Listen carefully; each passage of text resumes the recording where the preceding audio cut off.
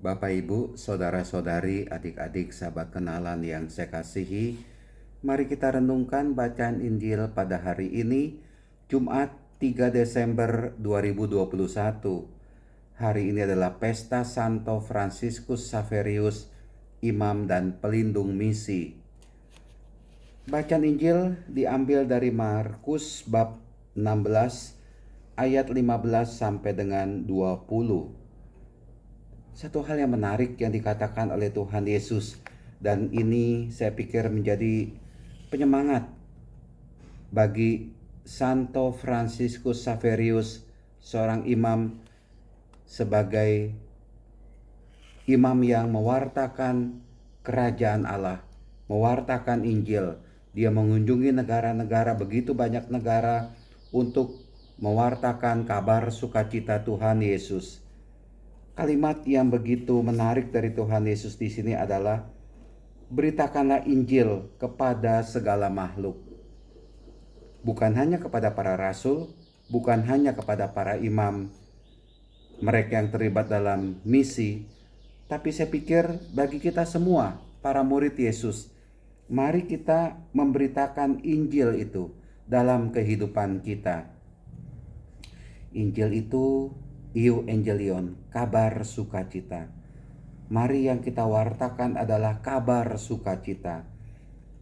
Kabar sukacita apa yang bisa kita wartakan? Tadi dari dalam bacaan Injil hari ini, para murid itu diberi tanda-tanda yang menyertai mereka yang percaya. Mereka bisa mengusir setan-setan demi nama Yesus, mengusir kejahatan. Saya pikir salah satu di mana kita mewartakan Injil, memberitakan Injil adalah kita tidak bersekutu dengan setan, tapi kita melawan setan. Dalam arti melawan kejahatan.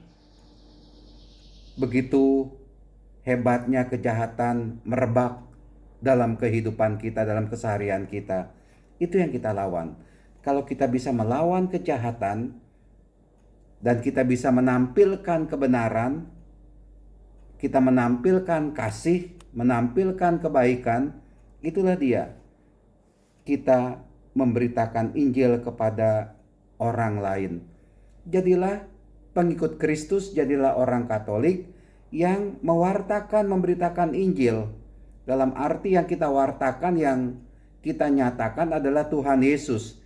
Jangan memperlihatkan diri kita kepada orang lain sebagai pengikut Kristus, sebagai orang Kristiani, sebagai orang Katolik, tapi masih terus bersekutu dengan roh jahat, bersekutu dengan setan.